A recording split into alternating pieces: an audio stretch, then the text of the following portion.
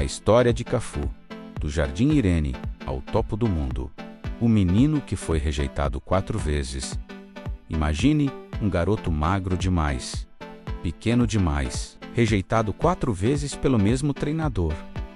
Você não tem tamanho para jogar futebol, disseram a ele. O time já está completo, repetiram. Você não tem chance aqui, sentenciaram. Mas aquele menino de origem humilde do Jardim Irene, na zona sul de São Paulo, não sabia desistir. Seu nome, Marcos Evangelista de Moraes, o mundo o conheceria apenas como Cafu.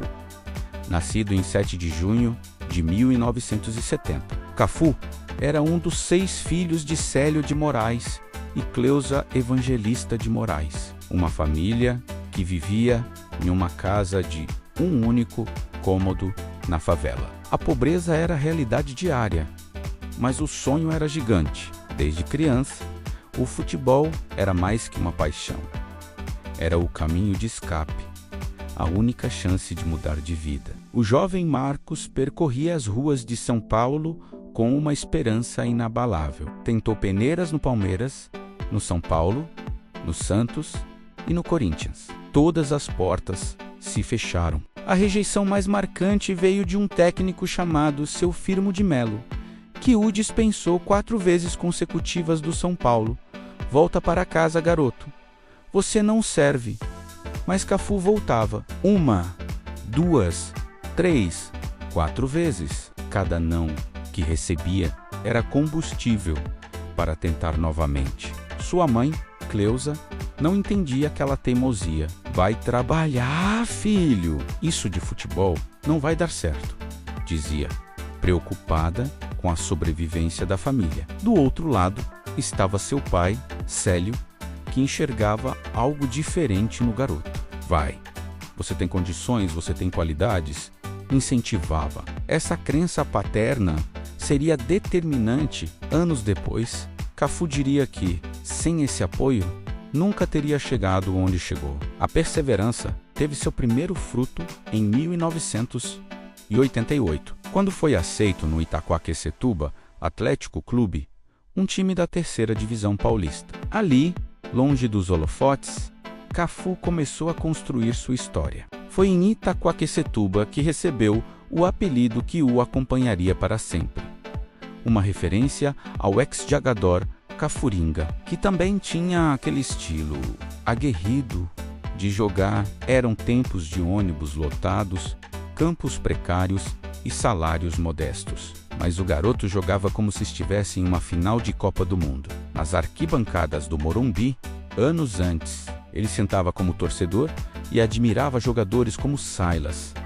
Sonhava em vestir aquela camisa tricolor. E finalmente, após a experiência em Itaquaquecetuba, a porta do São Paulo se abriu. O mesmo Seu Firmo, que o rejeitou 4 vezes, teve que engolir suas palavras. Cafu não guardou rancor. Pelo contrário, anos depois desejaria que Deus iluminasse a carreira daquele treinador. Afinal, cada não havia forjado sua determinação. Em 1989, Cafu deu o pontapé inicial em sua carreira profissional no São Paulo, conquistando o Campeonato Paulista contra o São José. Era apenas o começo, mas o grande salto viria com a chegada de um técnico visionário, Tele Santana. O mestre, conhecido por seu futebol bonito e ofensivo, viu algo especial naquele lateral direito. Cafu, que havia começado como atacante, jogando na ponta direita, foi transformado por Tele. O treinador explorou sua versatilidade, sua corrida incansável, sua capacidade de defender e atacar com a mesma intensidade. Sob o comando de Tele Santana, o São Paulo se tornou uma potência e Cafu, aquele garoto rejeitado, se tornou peça fundamental. Entre 1990 e 1995, o lateral viveu anos gloriosos no Morumbi, conquistou 10 títulos em 5 anos, 2 Libertadores, 1992 e 1993, 2 Mundiais Intercontinentais no Japão, 1992 e 1993. 2 campeonatos paulistas, 1991 e 1992. E um brasileiro, 1991. A camisa tricolor do São Paulo se tornou sua segunda pele, mas o que fazia Cafu especial não era apenas a velocidade, embora corresse como poucos. Não era apenas a técnica menos, embora dominasse cruzamentos e passes com precisão. Era algo intangível. A raça, a vontade, a capacidade de jogar 90 minutos como se fossem os primeiros. Cafu não caminhava em campo. Ele voava pela lateral direita, subindo para apoiar o ataque e retornando velozmente para defender. Era um atleta completo. E então veio 1994. A Copa do Mundo nos Estados Unidos. Cafu tinha 24 anos e estava prestes a entrar para a história. Sob o comando de Carlos Alberto Parreira, o Brasil montou uma equipe que equilibrava experiência e juventude. O relacionamento dentro do grupo era excepcional, menos algo que Cafu sempre destacaria como fundamental para o sucesso. Naquela final contra a Itália, em Pasadena, sob o sol californiano, o Brasil conquistou o tetracampeonato mundial nos pênaltis. Cafu tinha sua primeira estrela. O menino do Jardim Irene, rejeitado 4 vezes, agora era campeão do mundo, mas a história estava apenas começando. O que ninguém imaginava é que aquele lateral direito faria história ao se tornar o único jogador na história do futebol a disputar 3 finais consecutivas de Copa do Mundo. 3 finais seguidas, 1994, 1998 e 2002. Um recorde que permanece imbatível até hoje. A trajetória de Cafu prova uma verdade poderosa. A persistência supera o talento, quando o talento não persiste. Cada porta fechada foi uma lição, cada rejeição, uma motivação. E quando finalmente as portas se abriram, Cafu não apenas entrou, ele as escancarou para sempre. A conquista da Europa e a dor de 1998. Após o título mundial de 1994, Cafu estava no auge. O lateral direito que ninguém queria agora era cobiçado pelos maiores clubes da Europa. Em 1995, aos 25 anos, ele deu o grande salto. Deixou o São Paulo e desembarcou na Espanha para defender o Real Zaragoza. Era a chance de provar seu valor no competitivo futebol europeu, onde a velocidade do jogo e a exigência tática estavam em outro nível. A experiência espanhola durou 2 anos, entre 1995 e 1997, no Zaragoza. Cafu conquistou a Copa do Rei e a Supercopa da Espanha logo em sua primeira temporada, consolidando-se como um jogador de elite internacional. Mas foi na Itália que sua carreira europeia realmente decolaria.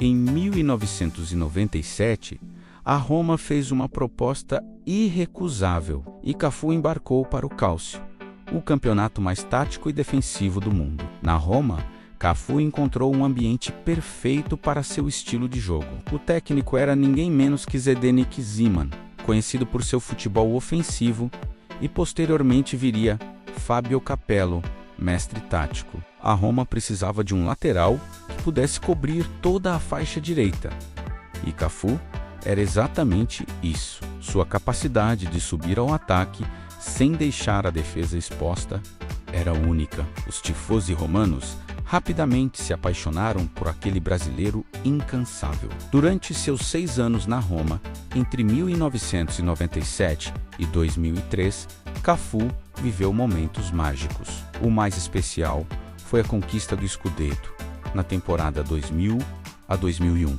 quando a Roma quebrou um jejum de 18 anos sem o título italiano. Aquela equipe era especial.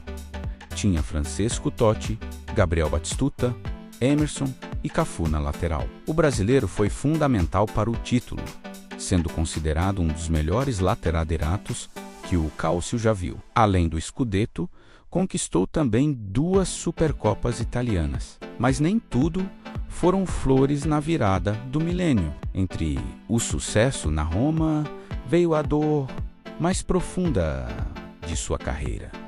A Copa do Mundo de 1998, na França, Cafu chegou ao Mundial como capitão da seleção brasileira, uma honra que carregava com imenso orgulho. O Brasil passou pela fase de grupos e pelas eliminatórias com certa tranquilidade, chegando à grande final contra a França anfitriã no mítico Stade de France, o que aconteceu naquela noite de 12 de julho de 1998, permanece envolvido em mistério e controvérsias.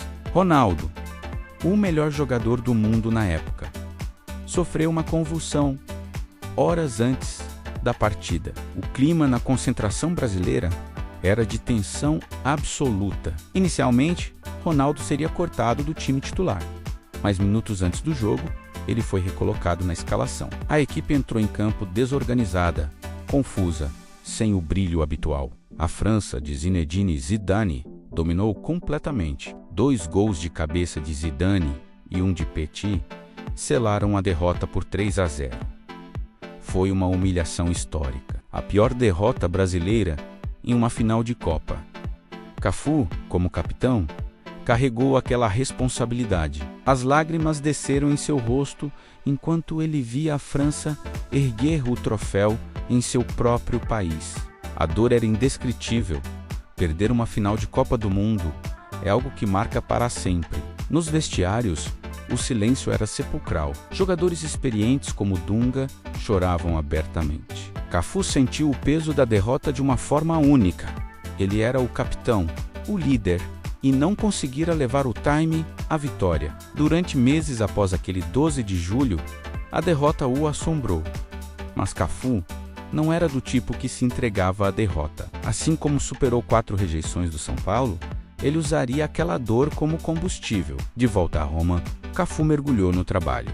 Treinos intensos, dedicação total, foco absoluto. A lateral direita do Estádio Olímpico de Roma se tornou seu território sagrado. Os torcedores romanos o adoravam não apenas pela qualidade técnica, mas pela entrega em cada partida. Cafu não sabia jogar pela metade.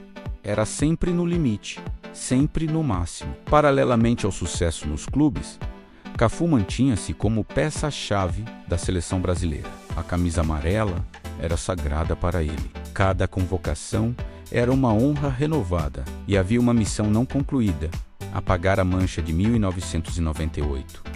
O Brasil precisava voltar ao topo do mundo.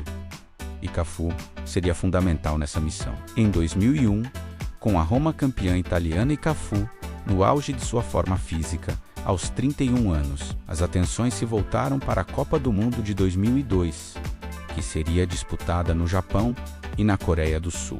Luiz Felipe Scolari assumiu a seleção com a missão de reconstruir o time após o trauma francês. E Felipão sabia exatamente quem seria seu capitão: Cafu. A preparação para 2002 foi meticulosa. Scolari montou um grupo coeso, com líderes experientes como Cafu, Roberto Carlos e Ronaldo, mesclados com jovens talentos como Ronaldinho Gaúcho e Kaká. A atmosfera era diferente de 1998, menos havia seriedade, mas também leveza. O grupo tinha química, confiança e, acima de tudo, um líder maduro e respeitado: Cafu. A redenção, pentacampeão e lenda do Milan Yokohama. Japão, 30 de junho de 2002, final da Copa do Mundo entre Brasil e Alemanha. Cafu estava ali novamente, pela 3ª vez consecutiva em uma final de Mundial, um recorde histórico que ninguém jamais havia conseguido. Mas desta vez, a sensação era diferente. Não havia o peso sufocante de 1998. Havia confiança, maturidade e um time que funcionava como uma orquestra afinada. O Brasil havia chegado à final de forma impressionante, 7 jogos, 7 vitórias, um feito raro em Copas do Mundo. A campanha foi impecável. Goleadas sobre Costa Rica e China na primeira fase, vitórias convincentes contra a Bélgica e Inglaterra nas oitavas e quartas, e aquele jogo épico contra a Turquia na semifinal, vencido por 1-0 com gol de Ronaldo. O camisa 9 estava em estado de graça, tendo superado as graves lesões nos joelhos que quase acabaram com sua carreira. Na final, a Alemanha era um adversário complicado, organizado taticamente e com Oliver Kahn, considerado o melhor goleiro do mundo. Mas o Brasil tinha algo especial. Tinha os 3 Ars e Ronaldo, Rivaldo e Ronaldinho, tinha a solidez defensiva de Lúcio e Edmilson, e tinha suas laterais voando, Cafu pela direita, Roberto Carlos pela esquerda. Era um time completo, equilibrado, maduro. O jogo começou equilibrado, mas no segundo tempo, o Brasil mostrou sua superioridade. Ronaldo marcou 2 gols, aos 67 e 79 minutos, garantindo o pentacampeonato mundial. Quando o árbitro apitou o fim da partida, Cafu caiu de joelhos no gramado e chorou. Eram lágrimas de alegria, de alívio, de redenção. A dor de 1998 estava finalmente curada. O capitão da seleção brasileira ergueu o troféu mais desejado do futebol. E o mundo testemunhou um momento histórico. Cafu entrou para a história como o único jogador a disputar 3 finais consecutivas de Copa do Mundo, menos 1994, 1998 e 2002. Mais do que isso, foi campeão em 2 delas e capitão na conquista do Penta. Aos 32 anos, no auge de sua maturidade como jogador e líder, ele alcançou o ápice de sua carreira. O menino rejeitado 4 vezes no São Paulo, agora era uma lenda mundial do futebol, mas a carreira de Cafu estava longe de terminar. Após o pentacampeonato, seu prestígio atingiu níveis estratosféricos. Em 2003, aos 33 anos, quando muitos jogadores começam a pensar em encerrar a carreira, Cafu recebeu uma proposta irrecusável. O Milan, um dos clubes mais vitoriosos e tradicionais do mundo, o queria em suas fileiras. A transferência da Roma para o Milan foi delicada menos. Afinal, os times eram rivais, mas o respeito que Cafu conquistou em Roma era tanto que os tifosi entenderam sua decisão. No Milan, Cafu encontrou um ambiente de excelência absoluta. O time era recheado de estrelas: Paolo Maldini, Alessandro Nesta, Gennaro Gattuso, Andrea Pirlo, Clarence Seedorf, Kaká e Andriy Shevchenko. O técnico era Carlo Ancelotti, um mestre da gestão de vestiários estrelados. Cafu, com sua experiência e liderança em que sucede perfeitamente naquele elenco de luxo, a adaptação foi imediata. Mesmo aos 33 anos, Cafu continuava sendo aquele lateral incansável, capaz de percorrer toda a faixa direita durante os 90 minutos. Sua longevidade atlética era impressionante, fruto de disciplina férrea,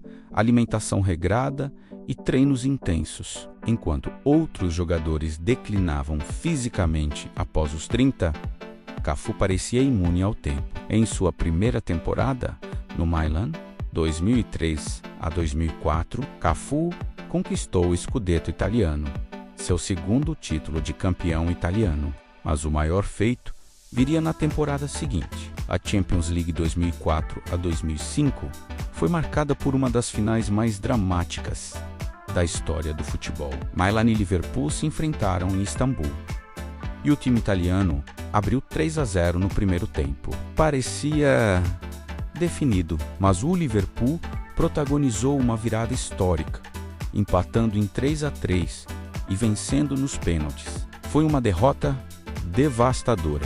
Cafu, mais uma vez, experimentou a dor de perder uma grande final, mas, como sempre fez em sua carreira, usou aquela derrota como motivação. 2 anos depois, em 2007, Milan e Liverpool se reencontraram na final da Champions League, desta vez em Atenas. E o Milan se vingou, vencendo por 2-1 com 2 gols de Filippo Inzaghi. Cafu, aos 37 anos, ergueu a taça da Champions League, o maior título de clubes da Europa. Era seu 7º título mundial no futebol, 2 mundiais intercontinentais pelo São Paulo, 1992 e 1993. 2 Copas do Mundo pela seleção, 1994 e 2002. Uma Copa das Confederações, 1997 e agora a Champions. Durante seus 5 anos no Milan, entre 2003 e 2008, Cafu conquistou um Scudetto, uma Champions League, uma Supercopa da UEFA e o Mundial de Clubes da FIFA em 2007. Ele se tornou um ídolo rossonero, respeitado e admirado pelos torcedores milanistas. Paolo Maldini, lenda absoluta do Milan e considerado um dos maiores defensores da história, disse que Cafu era um dos melhores laterais que já havia visto jogar. A longevidade de Cafu era impressionante. Mesmo com quase 40 anos, ele continuava sendo convocado para a seleção brasileira. Participou da Copa do Mundo de 2006. Na Alemanha, sua 4ª Copa -1, feito raro. Embora o Brasil tenha sido eliminado nas quartas de final pela França, Cafu mostrou que ainda tinha muito futebol nas pernas. Ao todo, disputou 142 jogos pela seleção, um recorde que permaneceu por anos. Despedida dos gramados e tragédias pessoais em 2008. Aos 38 anos, Cafu decidiu que era hora de pendurar as chuteiras. Sua última partida oficial foi em 19 de maio de 2008, quando o Milan enfrentou a Fiorentina no estádio Artemio Franchi. Foi um momento emocionante, marcado por aplausos de adversários, companheiros e torcedores. O mundo do futebol se despedia de um dos maiores laterais direitos que já pisaram em um gramado. A carreira de Cafu foi simplesmente épica. 21 anos como profissional, mais de 800 jogos disputados, 21 títulos conquistados, incluindo 2 Copas do Mundo, 2 Libertadores, 2 Mundiais Intercontinentais, uma Champions League, 2 Scudettos italianos e diversos outros troféus. Números impressionantes que poucos jogadores podem ostentar. Mas além dos números, Cafu deixou um legado de profissionalismo, dedicação e superação. Sua aposentadoria foi celebrada ao redor do mundo. O Milan organizou uma partida de despedida em agosto de 2008 no San Siro, reunindo lendas do futebol mundial. Mais de 60 mil torcedores compareceram para homenagear o brasileiro.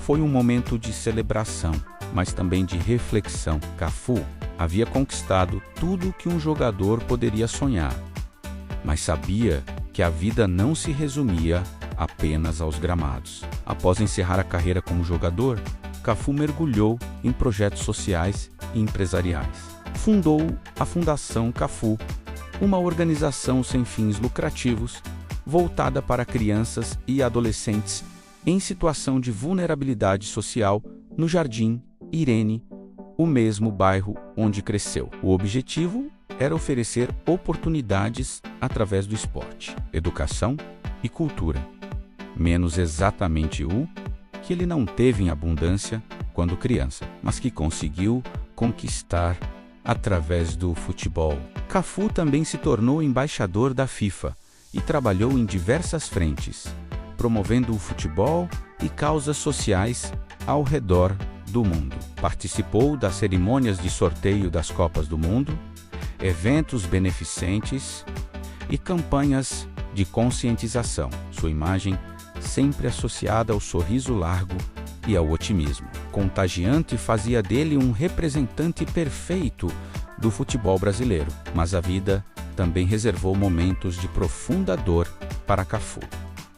Em setembro de 2014, seu filho Danilo, de apenas 30 anos, sofreu um infarto fulminante durante uma partida de futebol entre amigos em São Paulo.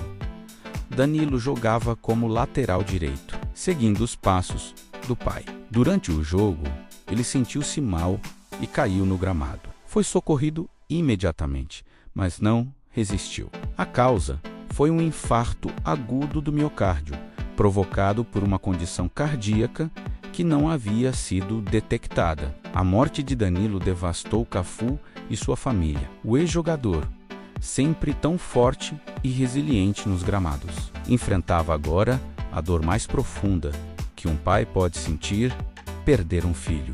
Nas semanas seguintes, Cafu compartilhou sua dor publicamente, falando sobre a importância da fé e do apoio familiar para superar momentos terríveis. Meu filho era minha vida, disse em entrevistas emocionadas.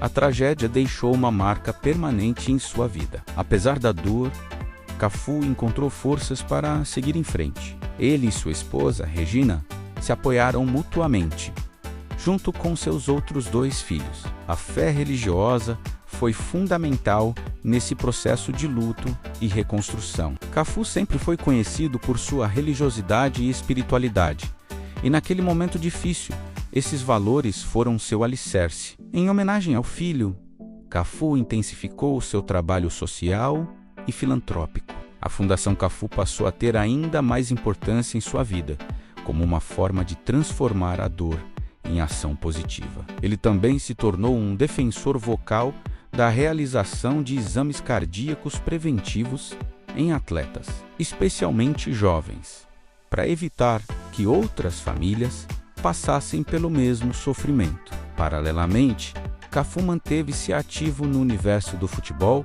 como comentarista esportivo e embaixador. Sua análise técnica era respeitada e sua presença carismática iluminava estúdios de televisão. Ele comentou Copas do Mundo, Champions League e diversos outros eventos esportivos, sempre com a paixão de quem viveu intensamente dentro dos gramados. Ao longo dos anos, Cafu recebeu inúmeras homenagens e reconhecimentos. Foi incluído no FIFA 100, a lista dos 125 maiores jogadores vivos selecionados por Pelé em 2004, entrou para o Hall da Fama do futebol italiano. Foi homenageado pelo São Paulo, pela Roma e pelo Milan. Seu nome é sinônimo de excelência, profissionalismo e superação. A camisa 2 que ele imortalizou na seleção brasileira é reverenciada por gerações de torcedores, mas talvez o maior reconhecimento de Cafu não esteja nos troféus ou nas estatísticas. Está no respeito que conquistou de adversários, companheiros, técnicos e torcedores. Paolo Maldini, Zinedine, Zidane, Roberto Carlos, Ronaldo. Todos esses gigantes do futebol expressaram admiração pelo brasileiro. Cafu era respeitado não apenas pela qualidade técnica, mas pelo caráter, pela humildade e pela forma como conduziu sua carreira. O legado eterno. Mais que um jogador, um símbolo, a história de Cafu transcende os números e os títulos. Ele revolucionou a posição de lateral direito no futebol moderno. Antes dele, laterais eram vistos primariamente como defensores. Cafu mostrou ao mundo que um lateral poderia ser decisivo, tanto na defesa quanto no ataque, percorrendo toda a faixa lateral com intensidade incansável. Ele foi pioneiro do conceito de lateral moderno, atlético, técnico, veloz e com capacidade de participar ativamente das jogadas ofensivas. Sua influência pode ser vista em gerações posteriores de laterais. Dani Alves, Marcelo, Trent Alexander-Arnold, Kyle Walker, todos esses jogadores bebem da fonte que Cafu ajudou a criar. O lateral que sobe ao ataque, cruza com precisão, volta para defender e ainda tem fôlego para repetir o movimento dezenas de vezes na mesma partida. Esse é o padrão Cafu de excelência, e o futebol moderno o adotou como referência. Mas o legado de Cafu vai muito além da parte técnica. Sua história de vida é uma inspiração poderosa para milhões de pessoas. Um menino pobre do Jardim Irene, rejeitado 4 vezes, que se recusou a desistir e se tornou bicampeão mundial como capitão da seleção brasileira. É uma narrativa de superação que ressoa em qualquer pessoa que já enfrentou adversidades. Cafu prova que talento sem trabalho duro não é suficiente e que trabalho duro pode superar limitações iniciais. Sua postura dentro e fora de campo também deixou marcas. Cafu era conhecido pelo sorriso constante, pela energia positiva e pelo respeito aos adversários. Mesmo em derrotas dolorosas como a final de 1998, ele jamais perdeu a compostura ou desrespeitou alguém. Essa atitude profissional e humana é um exemplo para atletas de todas as gerações. Em um mundo esportivo muitas vezes marcado por polêmicas e comportamentos inadequados, Cafu representa o que há de melhor no futebol. A relação de Cafu com seus companheiros de equipe também merece destaque. Ele era um líder natural, que inspirava pelo exemplo. Não era um capitão autoritário que gritava e impunha respeito através do medo. Era um líder que corria mais que todos, que nunca desistia de uma jogada, que apoiava os companheiros nos momentos difíceis. Roberto Carlos, seu parceiro, nas laterais da seleção por tantos anos, sempre disse que jogar ao lado de Cafu era uma honra, pois ele elevava o nível de todos ao seu redor. Tecnicamente, Cafu tinha todas as ferramentas: velocidade de ponta, resistência, sobra romana, habilidade no 1 contra 1, precisão nos cruzamentos, timing perfeito nos desarmes, visão de jogo apurada e inteligência tática refinada. Mas o que realmente o diferenciava era sua mentalidade. Cafu jogava cada partida como se fosse a última de sua vida. Não importava se era uma final de Copa do Mundo ou um jogo de fase de grupos de um campeonato nacional, ele dava tudo de si. Sempre essa mentalidade vencedora foi cultivada desde cedo, forjada nas dificuldades da infância e nas rejeições iniciais. Cada não que recebeu tornou-se combustível para seu motor interno, e quando finalmente conquistou seu espaço, ele não relaxou. Pelo contrário, trabalhou ainda mais duro para provar que merecia estar ali. Essa é uma lição valiosa.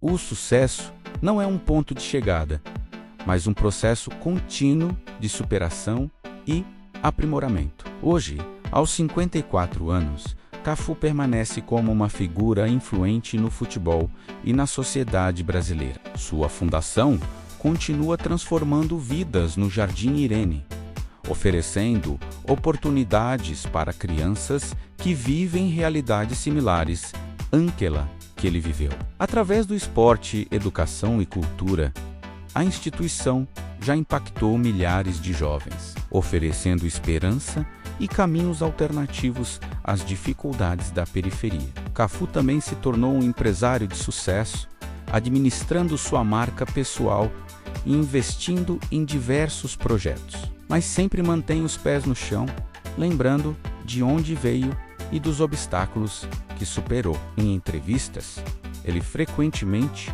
menciona a importância da humildade, da gratidão e da fé.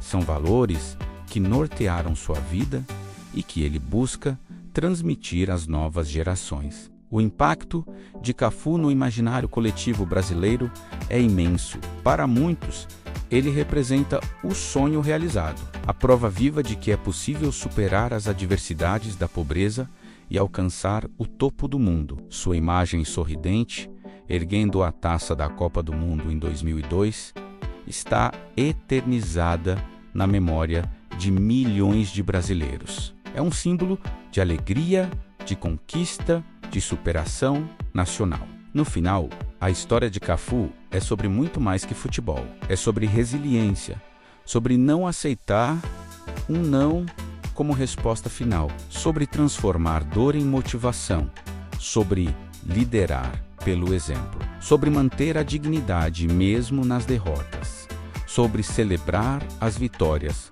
com humildade É sobre um ser humano que, apesar de todas as dificuldades e tragédias que enfrentou, escolheu ser luz para os outros. Marcos Evangelista de Moraes, Cafu, não é apenas um dos maiores lateral-direitos da história do futebol. Ele é um símbolo de que o impossível é apenas uma palavra e que com trabalho duro, persistência e fé, qualquer sonho pode se tornar realidade. Do Jardim Irene ao topo do mundo, sua jornada inspira e inspirará gerações. O menino rejeitado 4 vezes tornou-se eterno.